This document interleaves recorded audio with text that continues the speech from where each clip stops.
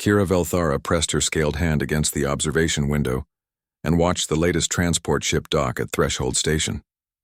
Her yellow eyes tracked the movement of cargo containers being unloaded by mechanical arms. She had seen hundreds of ships arrive at this trading post, but today was different. Today, the humans were coming. She adjusted her data pad and reviewed the file on humanity for the third time that morning. The information was limited. Humans had only achieved faster-than-light travel 2 years ago. Before that, they were isolated on their homeworld, completely unaware that thousands of other intelligent species existed in the galaxy. Their discovery had caused quite a stir among the established civilizations. A new species was always interesting, but humans seemed particularly unusual. Kira was a xenobiologist, someone who studied alien life forms. Her species, the Vareth, were known throughout the galaxy as skilled scientists and researchers. They had tall, lean bodies covered in smooth scales that shifted from green to blue depending on their mood. Their ancestors had been hunters on their homeworld, but that was millions of years ago. Now the Vareth used their sharp minds instead of their claws. The file on humans described them as a bipedal species with soft skin, no natural armor, and limited physical capabilities. They had no claws, no fangs, no venom, and no thick hide to protect them. Their homeworld was called Earth, and the preliminary surveys suggested it was a moderately dangerous planet. Nothing remarkable. Kira had noted all of this in her personal research log. Humans appeared to be one of the weaker species in the galaxy, probably surviving through tool use and basic intelligence.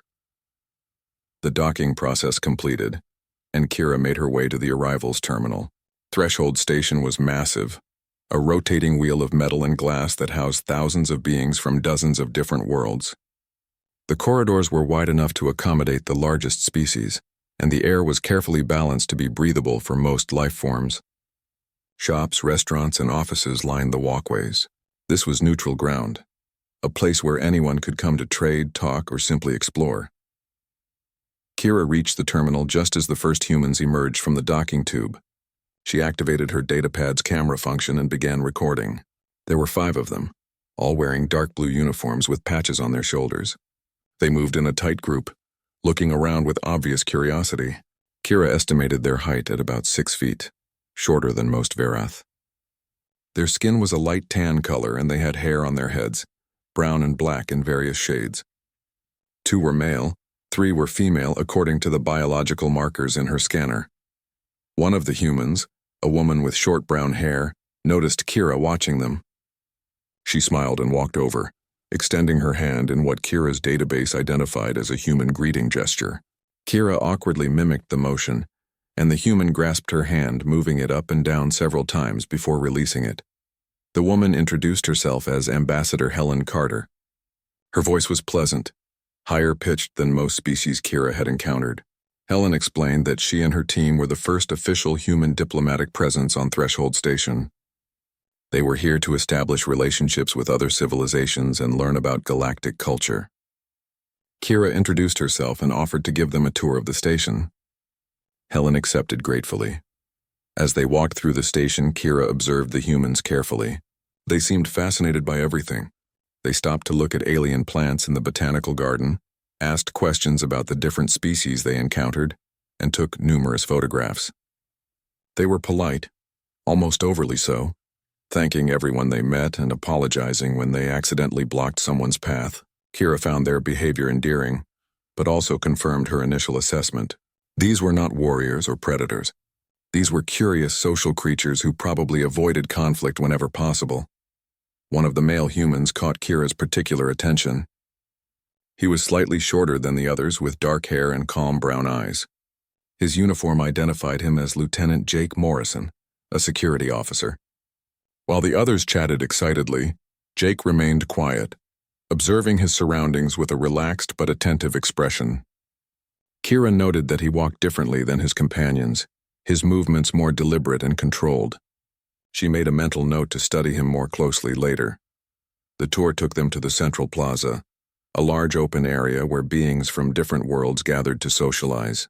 There were Krelons, massive insect-like creatures with multiple limbs sharing a table with small furry Ptarians. A group of Xanth, amphibious beings from a water world, floated in specialized environment suits filled with liquid. The humans stared in wonder at the diversity around them. Helen asked Kira about the various species, and Kira explained their origins and characteristics. She mentioned that some species were natural predators, others were prey animals that developed intelligence to survive, and a few were symbiotic organisms that evolved together. The humans listened with genuine interest, asking thoughtful questions. When Helen asked where humans fit in this spectrum, Kira hesitated before diplomatically suggesting that humans were probably tool users who relied on social cooperation. Jake, who had been silent for most of the tour, spoke up for the first time. He asked Kira what she knew about dangerous species in the galaxy. Kira was surprised by the question but answered honestly. She explained that the most dangerous species were usually those from harsh worlds, places where survival required constant vigilance and aggression. She mentioned the Drexlar, massive predators from a death world, and the Krathner, intelligent pack hunters with incredible strength. Jake nodded thoughtfully but did not elaborate on why he had asked. The tour ended at the diplomatic quarter, where the humans had been assigned temporary quarters. Helen thanked Kira profusely for her time and invited her to visit them whenever she wished. Kira accepted politely and returned to her laboratory, eager to compile her observations. Back in her lab, Kira began writing her preliminary report on human behavior. She described them as friendly, curious, and non-threatening. Their physical characteristics suggested they were adapted for temperate environments with minimal predation pressure.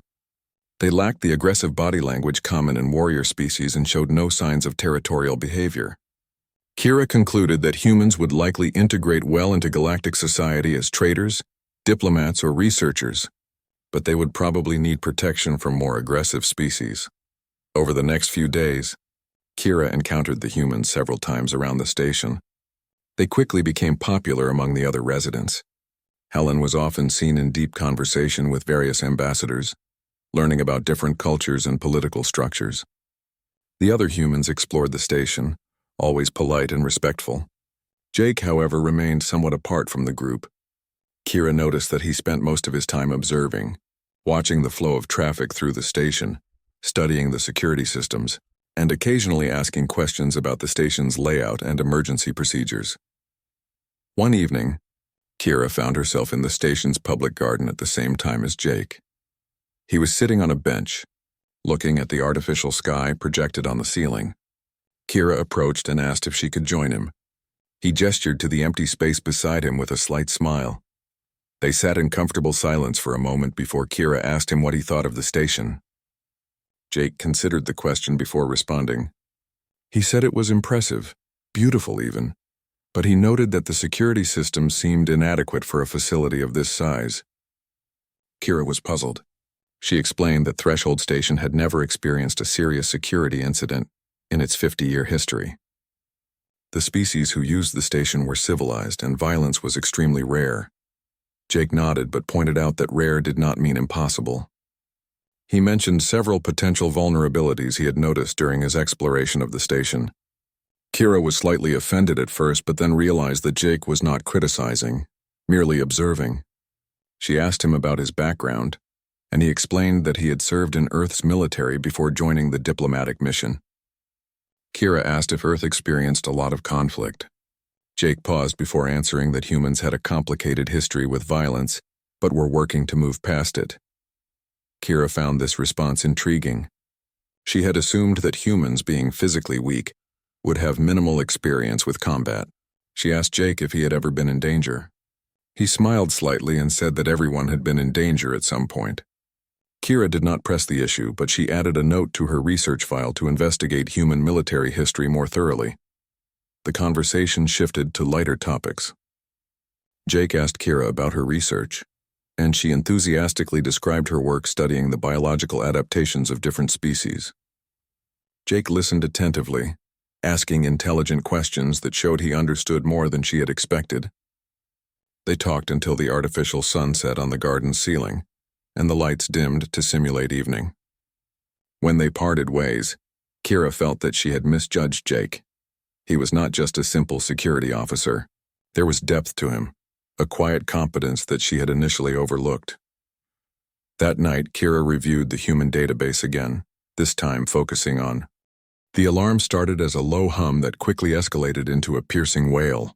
Kira looked up from her microscope, confused. In 50 years of operation, Threshold Station had never had a full emergency alert. The red lights began flashing in her laboratory, and the computer voice announced calmly that there was a containment breach in the Xenobiology Research Wing. Kira's blood went cold. She worked in the Xenobiology Wing. She knew exactly what was kept in the containment cells. There were specimens from dozens of dangerous worlds, creatures that required specialized holding facilities. Her mind raced through the possibilities, hoping it was something small, something manageable. Then the computer specified the breach location, and her worst fear was confirmed. It was holding cell 7. The Drexler. Kira had seen the Drexler only once when it first arrived at the station 3 months ago. It had been unconscious, sedated with enough tranquilizer to drop a small shuttle. Even in that state, it was terrifying. The creature was massive, easily 12 feet long and weighing over 1,000 pounds. It had 6 powerful limbs, each ending in claws that could slice through metal. Its body was covered in thick, armored plates that had evolved to withstand the harsh conditions of its death world. Its head featured multiple sensory organs and a mouth filled with serrated teeth, designed to tear flesh from bone. Drexlers were apex predators from a planet where everything tried to kill everything else. They hunted in packs in the wild, but even a single Drexler was more than a match for most species in the galaxy.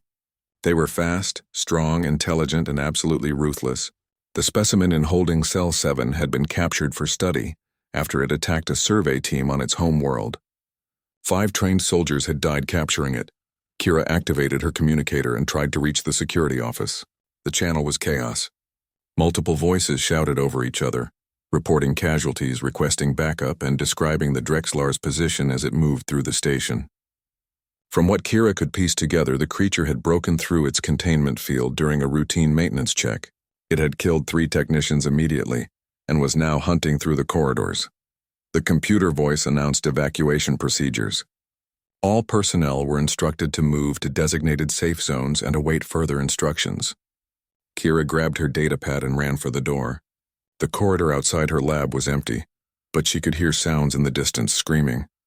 The heavy thud of something massive moving at speed, the metallic screech of claws on steel. She ran in the opposite direction toward the nearest safe zone. Behind her, the sounds grew louder. The Drexler was coming this way. Kira pushed herself harder, her legs burning with effort. She turned a corner and nearly collided with a group of civilians, all running with the same desperate urgency. Among them, she recognized Ambassador Helen Carter. Helen grabbed Kira's arm and pulled her along. The group ran together, following the emergency markings on the walls. They could hear the Drexler behind them now, its roar echoing through the corridors. The sound was primal, filled with rage and hunger. It was the sound of a predator that had found prey. They reached a laboratory and stumbled inside. One of the aliens, a Krylonian engineer, quickly sealed the door behind them. The door was reinforced, designed to contain chemical spills, but everyone in the room knew it would not hold against a Drexler for long. There were 8 of them trapped inside: Kira, Helen, the Krylonian engineer, 2 Paterian merchants, a Xanth scientist still in his environment suit, and 2 others Kira did not recognize. Helen immediately went to the computer terminal and tried to access the security system. The screen showed camera feeds from around the station. Kira watched in horror as the Drexler appeared on one of the monitors. It was in a corridor 2 sections away, moving with terrifying purpose. Bodies lay in its wake. Station security had tried to stop it with energy weapons, but the shots had barely slowed the creature. Its armor was too thick. The Krylonian engineer was studying the door's control panel. He announced that the door would hold for maybe 10 minutes once the Drexler started attacking it. After that, the seals would fail. Kira felt panic rising in her chest. 10 minutes was not enough time for a rescue. The station's security forces were already decimated. There was no one coming to help them. Helen's communicator chirped. She answered quickly, and Kira heard a calm male voice on the other end. It was Jake Morrison. Helen's face showed relief and fear in equal measure. Jake said he was in the adjacent corridor trying to reach their position. Helen immediately told him to stay away, that it was too dangerous, that there was nothing he could do against a Drexler. Jake's response was simple and matter-of-fact. He said he would handle it. Then the channel went quiet. Helen stared at her communicator in disbelief. She tried to call him back, but there was no response. Kira moved to the computer terminal and searched through the camera feeds, looking for any sign of Jake. She found him on camera 12. He was moving through a service corridor, walking with the same calm, measured pace she had seen before. He was not running. He was not hiding. He was walking directly toward the Drexlar's last known position. Kira thought he must be in shock, unable to process the danger. No sane being would willingly approach a Drexlar. Helen saw Jake on the screen and gasped. She activated the communicator again and begged him to find safety. Jake did not respond. He reached an intersection and paused, tilting his head slightly as if listening. Then he turned left and continued walking. Kira switched between camera feeds, tracking his progress. He was moving through the station with clear purpose, not wandering randomly. He was tracking something. The realization hit Kira like a physical blow. Jake was not trying to escape. He was hunting the Drexlar. The idea was insane. A human, soft and weaponless, hunting one of the galaxy's most dangerous predators. It was suicide. She opened her mouth to say something, but the words died in her throat as another camera feed caught her attention. The Drexlar had stopped moving. It was in a large cargo bay, its head lowered to the ground, sensory organs extended. It was tracking scents, searching for prey. Kira watched as Jake appeared at the entrance to the cargo bay. He stood perfectly still, observing the creature. The Drexlar had not noticed him yet. Everyone in the laboratory crowded around the screen. No one spoke. They watched as Jake slowly reached down and drew something from his belt. It was a knife, simple and utilitarian. The blade was maybe 8 inches long, designed for utility work, not combat. Against a Drexlar, it was essentially useless. Jake took a step forward, and his boot made a soft sound on the metal floor. The Drexlar's head snapped up. Its multiple eyes locked onto Jake. For a moment, nothing happened. The two beings stared at each other across the cargo bay. Kira could see the Drexlar's muscles tensing, preparing to attack. She could also see something in Jake's posture change. He shifted his weight slightly, his body angling in a way that seemed almost casual but was clearly deliberate. The Drexlar charged. It moved with explosive speed, crossing the distance in seconds. Its claws scraped against the floor and its roar filled the cargo bay. Jake did not run. He did not freeze. As the creature lunged at him, he moved. What happened next was almost too fast for Kira to process. Jake sidestepped the Drexlar's attack with minimal movement, his body twisting out of the path of the claws by inches. As the creature passed, Jake's arm moved in a blur. The knife struck the Drexlar's side, finding a gap between the armored plates. The blade sank deep and Jake pulled it free as the Drexlar stumbled past him. The Drexlar roared in pain and rage. It spun around faster than something that large should be able to move. It swiped at Jake with 2 of its clawed limbs simultaneously. Jake dropped low, the claws passing over his head, and then rolled to the side as the Drexlar's other limbs smashed down where he had been standing. The impact left dents in the metal floor. Kira could not believe what she was seeing. Jake was fighting the Drexlar. Not running, not hiding, but actually fighting. And impossibly, he was not losing. Every movement he made was precise and efficient. He stayed close to the creature, inside the range of its most powerful attacks, forcing it to use awkward angles. When the Drexlar tried to bite him, Jake jammed his knife into the joint of its jaw, causing it to snap shut reflexively. The fight continued, brutal and relentless. The Drexlar was stronger, larger, and better armed. But Jake was faster, smarter, and seemed to know exactly where to strike. He targeted joints, sensory organs, and the gaps in the armor. Each cut was deliberate, weakening the creature bit by bit. Blood pooled on the floor, some of it from the Drexlar, some of it from Jake, though his wounds seemed minor. In the laboratory, everyone watched in stunned silence. The Petarian merchants were clutching each other. The Santh scientist had all his limbs pressed against his environment suit's inner surface, a sign of extreme stress. Helen had both hands over her mouth, her eyes wide. Kira was frozen, her mind unable to reconcile what she was seeing with everything she knew about biology and physics. The Drexlar was slowing down. Its movements became less coordinated as blood loss and exhaustion took their toll. Jake, in contrast, seemed tireless. He pressed his advantage, moving around the creature, always. The laboratory door opened 10 minutes later. Station security arrived, armed and ready for combat, but they found nothing to fight. Jake had already dealt with the threat. The security team leader, a large Krathner warrior, stood in the doorway looking confused. He had come expecting to find dead civilians and a rampaging Drexlar.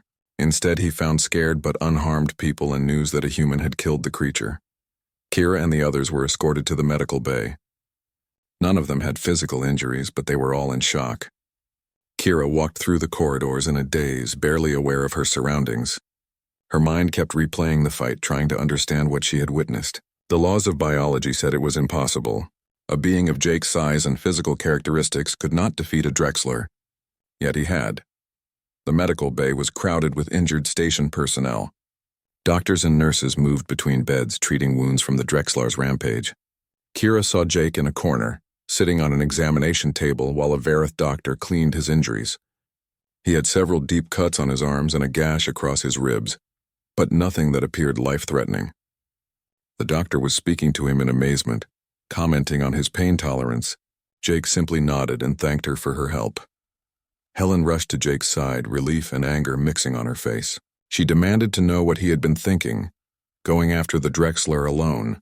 Jake looked at her calmly and explained that someone needed to stop the creature before it killed more people. He had the training and experience to handle it, so he did. Helen started to argue, then stopped herself. She knew Jake well enough to understand that he had made a calculated decision, not a reckless one. She hugged him instead, carefully avoiding his injuries. Kira approached slowly, unsure what to say. Jake noticed her and gave a small wave. She stood there, staring at him, trying to reconcile this injured human with the warrior she had seen on the security feed. Finally, she found her voice and asked the question that was burning in her mind. How did he do it? How did a human kill a Drexlar? Jake seemed surprised by the question. He thought about it for a moment before answering.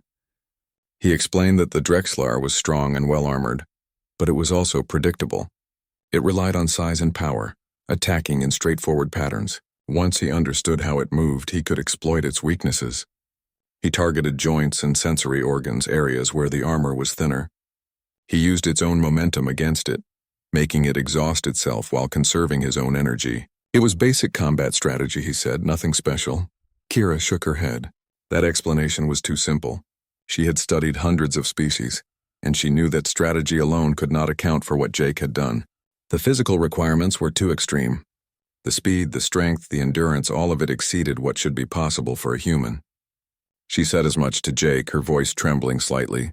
Jake looked uncomfortable, as if he did not want to discuss the topic. But Helen, who had been listening, spoke up. She told Kira that there was a lot about humans that the galactic community did not yet understand.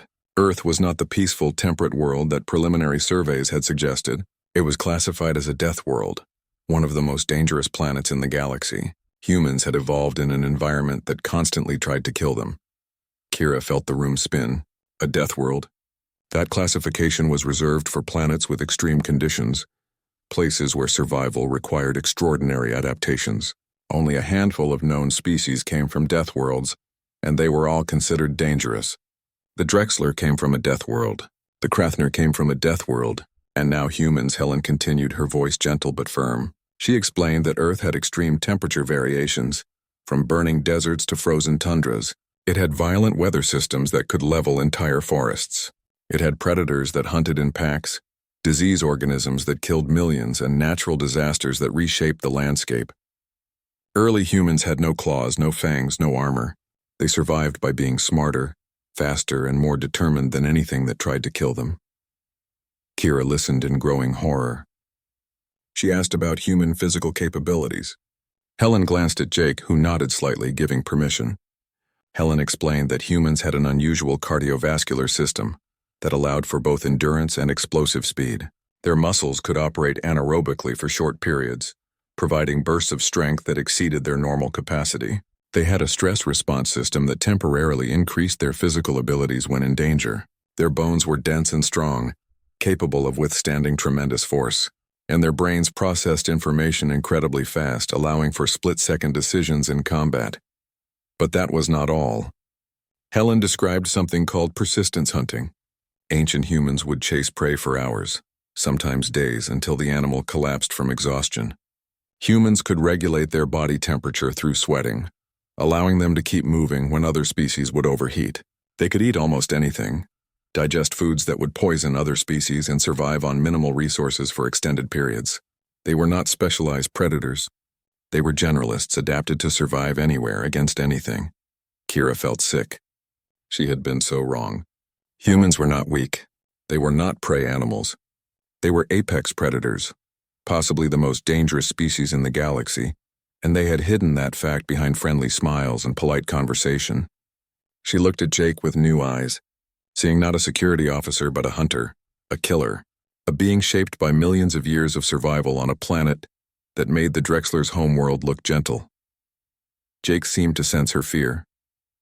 He spoke quietly, his voice calm and reassuring.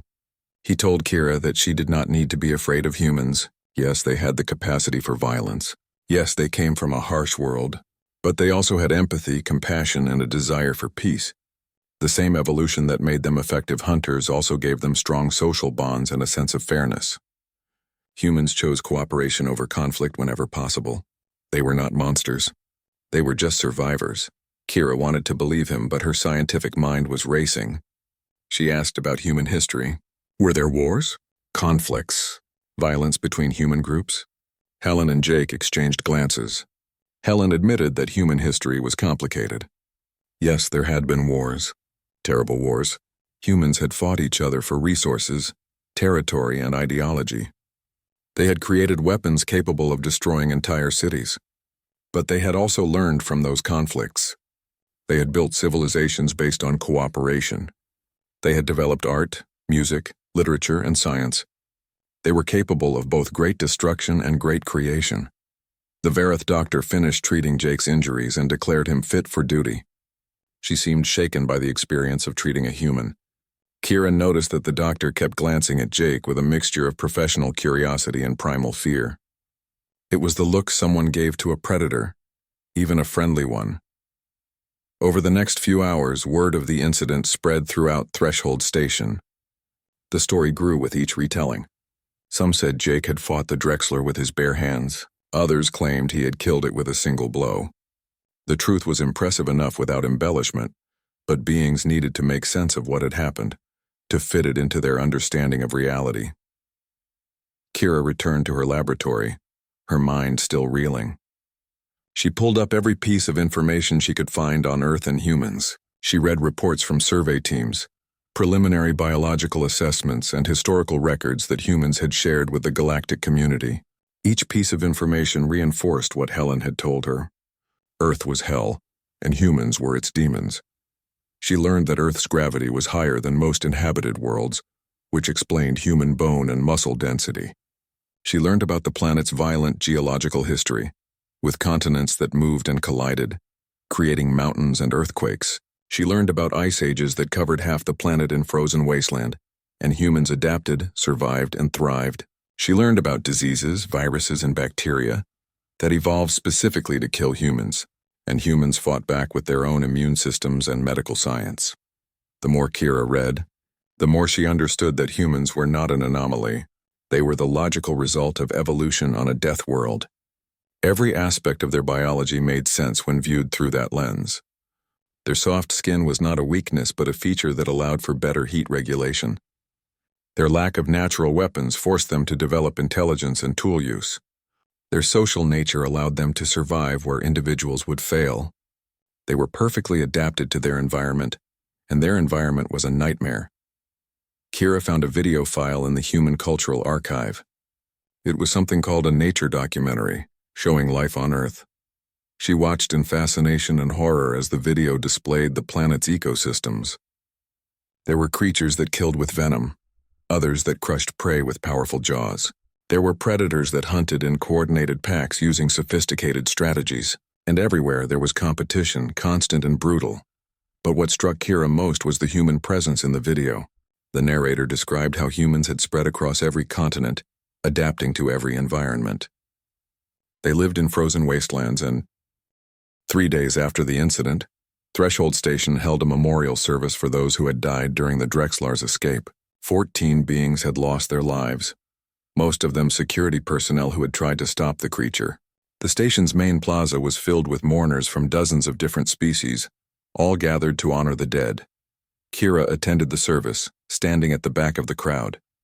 She watched as the station commander, an elderly Vareth named Soral, gave a speech about sacrifice and duty. He praised the security forces for their bravery and thanked Jake Morrison for his actions. When Jake was called forward to receive a commendation, he looked uncomfortable. He accepted the award with a brief thank you and returned to his place quickly, clearly wanting to avoid the attention. After the ceremony, Kira noticed that people were avoiding Jake. Not obviously, but there was a subtle shift in how beings moved around him. They gave him more space. They did not make eye contact unless necessary. It was the behavior of prey animals near a predator, an instinctive reaction that they probably did not even realize they were having.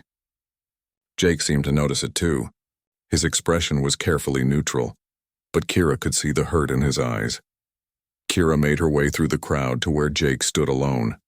She greeted him and asked how he was doing. Jake gave a small, sad smile and said he was fine, though his tone suggested otherwise. Kira apologized for the way people were treating him.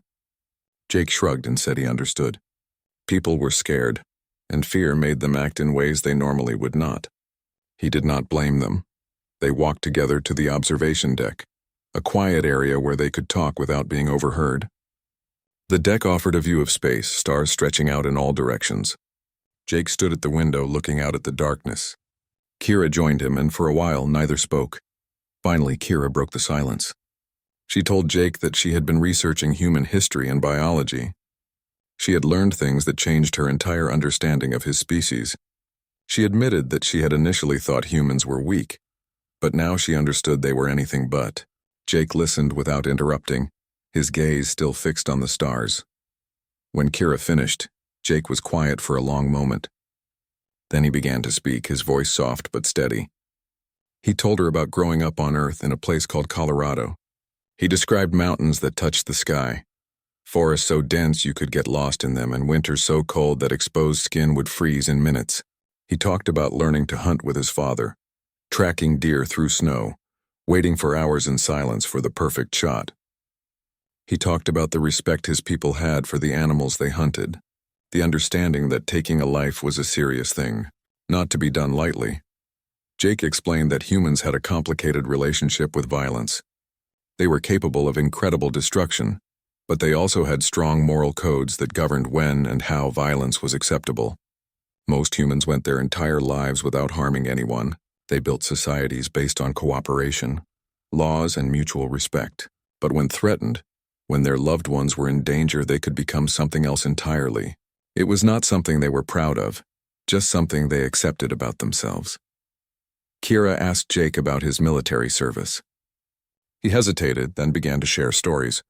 He talked about training exercises that pushed him to his physical and mental limits. He talked about deployments to dangerous areas, where he had to make split-second decisions that could mean life or death.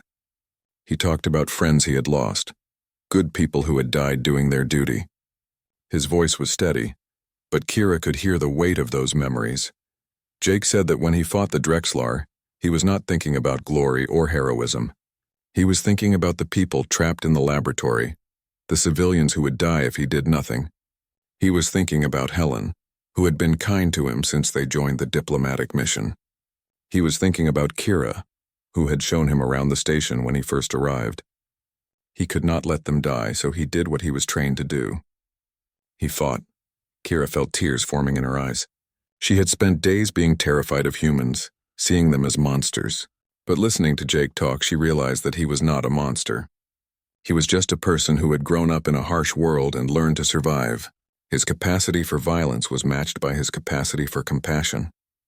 He was dangerous, yes, but he was also kind, thoughtful, and deeply moral.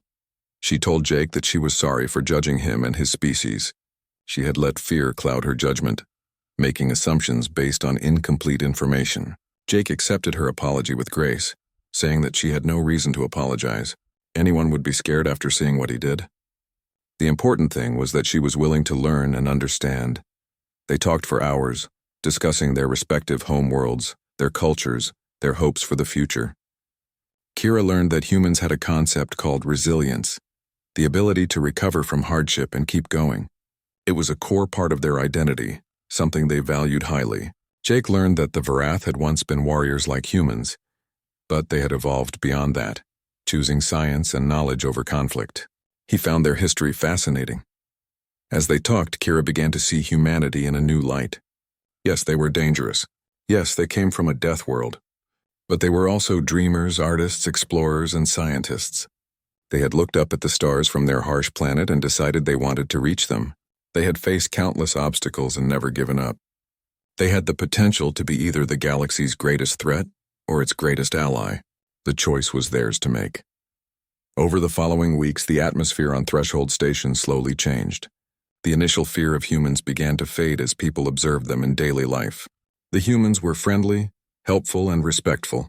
They participated in cultural exchanges, sharing their music, art, and food with other species. They were genuinely interested in learning about alien civilizations, asking questions and listening carefully to the answers. Helen organized a series of presentations about Earth and human history. She was honest about humanity's past, not hiding the wars or conflicts, but also highlighting the progress they had made. She talked about how humans had nearly destroyed themselves several times, but had always found a way to step back from the brink. She emphasized that humans valued peace and cooperation, even if they were capable of war. Kira attended every presentation, taking detailed notes. She began writing a comprehensive paper on human biology and psychology, one that would correct the misconceptions in the existing literature. She included information about Earth's environment, human evolutionary history, and the cultural factors that shaped human behavior. Her goal was to help other species understand humans, not fear them. One section of her paper focused on human empathy. She had observed that humans formed emotional bonds not just with their own species, but with others as well. They showed genuine concern for alien beings, offering help without expecting anything in return. This trait, Kira argued, was just as important as their physical capabilities. It meant that humans could be trusted as allies, that their instinct was to protect rather than to harm. Kira also noted something interesting about human humor. They used laughter to cope with stress and fear. They told jokes about death, danger, and their own mortality. This seemed strange to many species, but Kira understood it as another survival mechanism. Humans lived on a planet that constantly threatened them, so they learned to laugh at danger to keep from being paralyzed by fear. It was a healthy adaptation that helped them maintain psychological resilience. News of the Drexlar incident spread beyond Threshold Station. Other civilizations heard about the human who had killed an apex predator in single combat. Reactions varied. Some species saw humans as potential allies in dangerous situations. Others saw them as threats to be monitored carefully. The Galactic Council, the governing body that oversaw relations between species, requested a formal report on human capabilities. Helen was called to appear before the council to address their concerns. She was nervous but determined. She knew that humanity's future in the galactic community depended on this meeting. Before she left, she asked Kira to come along as an expert witness. Kira agreed immediately, seeing it as an opportunity to share her research and help shape the council's understanding of humanity. Jake accompanied them as security, though Helen joked that he was probably the reason they needed to testify in the first place. Jake took the joke in stride, saying that he seemed to have a talent for complicating diplomatic situations. Despite the tension, they all laughed, and the moment of levity helped ease their nerves. The journey to the council chambers took 3 days by fast ship. During the trip, Kira and Helen worked on their presentation, refining their arguments and preparing for potential questions. Jake spent his time reviewing security protocols for the council building, his professional instincts never resting. Kira found herself admiring his dedication and thoroughness. One evening, as they sat together in the ship's common area, Helen asked Kira what she thought would happen at the council meeting. Kira considered the question carefully. She said that the council members would be worried, possibly even frightened, but they were also rational. The Galactic Council chamber was circular, with seating arranged in rising tiers so that all representatives could see the central platform where speakers addressed the assembly. Hundreds of beings filled the seats, representing the diversity of intelligent life in the galaxy. The air was filled with the quiet murmur of multiple languages being translated through neural interfaces. Kira stood on the central platform with Helen and Jake beside her. She had given presentations before, but never to an audience this large or important. Her scales shifted to a nervous blue-green, a telltale sign of her emotional state. Helen placed a reassuring hand on her shoulder, and Kira drew strength from the gesture. She took a deep breath and began. She explained her background as a xenobiologist and described her initial observations of humans. She admitted honestly that she had underestimated them, seeing only their surface characteristics and missing the deeper truth. Then she presented her research, carefully walking the council through human evolutionary history, their planet's extreme conditions, and the adaptations that allowed them to survive. The council members listened with varying degrees of attention. Some took notes. Others whispered to their neighbors. A few looked openly skeptical. When Kira finished her initial presentation, the questions began. A Krathnor representative asked if humans posed a military threat to other species. Kira answered honestly that humans had significant combat capabilities, but their cultural values emphasized peace and cooperation. She noted that humans had achieved global unity on their planet without eliminating diversity, which showed remarkable social sophistication. A Pitarian representative asked about the incident with the Drexlar. Kira described what she had witnessed, emphasizing that Jake had acted to save lives, not to demonstrate human superiority. She pointed out that Jake had received injuries during the fight, showing that humans were not invincible.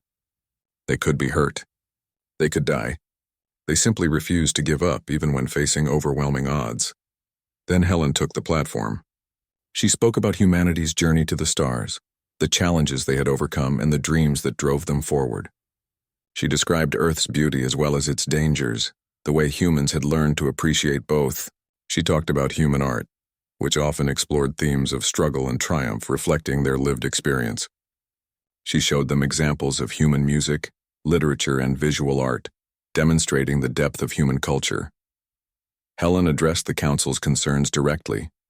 She acknowledged that humans were capable of violence, but emphasized that they were also capable of great compassion. She explained that humans had laws, ethics, and social structures designed to prevent unnecessary conflict. She noted that human history showed a trend toward greater cooperation and understanding over time. The wars of the past were becoming less frequent as humans learned better ways to resolve disputes. One council member, an elderly Varath named Councillor Thren, asked Helen a pointed question. He wanted to know what would happen if humans were threatened. Would they respond with the same violence they showed against the Drexler? Helen did not hesitate. She said yes. If humans or their allies were threatened, they would defend themselves with all available means. But she added that humans understood the difference between defense and aggression, between protecting loved ones and starting wars. They would never be the first to attack, but they would always finish what others started. The chamber fell silent. Councillor Thren nodded slowly, seemingly satisfied with the answer. He said that honesty was appreciated, that a species willing to admit its capacity for violence was more trustworthy than one that pretended to be harmless. Other council members murmured in agreement. Then Jake was asked to speak. He had not expected to address the council, but he stepped forward when called. He was nervous, unused to public speaking, but he spoke from the heart. He told the council that he was just one human, that he did not represent all of humanity, but he could share his personal perspective. Jake talked about growing up on Earth, learning to respect nature even as he learned to survive in it. He talked about his military service, the difficult decisions he had made, and the friends he had lost. He talked about his hope for humanity's future among the stars, the chance to learn from other civilizations and contribute something valuable to the galactic community. He admitted that humans were imperfect, that they made mistakes, but they always tried to do better. When Jake finished, there was a moment of silence, then scattered applause that grew until the entire chamber was filled with the sound. Beings from dozens of species showed their approval in their various ways. Kira felt tears running down her face. Helen was smiling. Jake looked embarrassed but grateful. The council adjourned to deliberate. Kira, Helen, and Jake were escorted to a waiting area where they spent several anxious hours. They talked about trivial things to distract themselves, but the tension was evident. Finally, a messenger arrived to summon them back to the chamber. Councillor Thren stood at the center of the platform. He announced that the Galactic Council had reached a decision. After careful consideration of the evidence and testimony, the Council had voted to accept humanity as a full member of the galactic community. There would be no special restrictions, no probationary period, Humans would have the same rights and responsibilities as any other species. Counselor Thren added that the council recognized humans as a valuable addition to the community. Their unique perspective, shaped by their harsh homeworld, would contribute to the galaxy's collective wisdom. Their capacity for resilience and determination was admired. Their willingness to defend others, as demonstrated by Jake Morrison, was noted with respect. The council looked forward to learning from humanity and working together to build a better future. Helen thanked the council on behalf of all humanity. She promised that humans would work to earn the trust that had been placed in them. She expressed hope that this was the beginning of a long and fruitful relationship between humanity and the other species of the galaxy. The council members responded with approval, and the formal session ended. After the session, representatives from various species approached to congratulate them. Some were genuinely friendly. Others were more cautious but polite. A few asked pointed questions about human technology, culture, and military capabilities. Helen handled each interaction with diplomatic skill, providing information while being careful not to reveal anything too sensitive. Kira found herself surrounded by other scientists who wanted to discuss her research. They asked about human biology, their evolutionary adaptations, and the conditions on Earth. Kira answered their questions enthusiastically, pleased that her work was being taken seriously. Several researchers asked if they could visit Earth to conduct their own studies. Kira promised to help facilitate such visits, knowing that direct observation would help other species understand humans better. Jake, meanwhile, was approached by several military officers from different species. They wanted to know about human combat training and tactics. Jake was reluctant to discuss military matters in detail, but he answered general questions about human approach to warfare. He emphasized that humans viewed combat as a last resort, something to be avoided when possible but executed efficiently when necessary. The officers nodded in understanding, recognizing a fellow warrior. That evening, the three of them celebrated in their ship's common area. Helen opened a bottle of wine she had brought from Earth, and they toasted to humanity's successful integration into the galactic community. Kira tried the wine and found it pleasant, though quite different from Verath beverages.